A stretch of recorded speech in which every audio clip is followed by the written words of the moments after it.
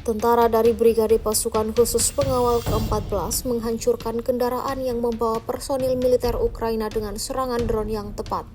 Rekamannya ramai beredar di media sosial Telegram pada Rabu 26 Juni 2024. Di medan pertempuran, serangan-serangan mematikan Rusia terus menghantui posisi tentara Ukraina.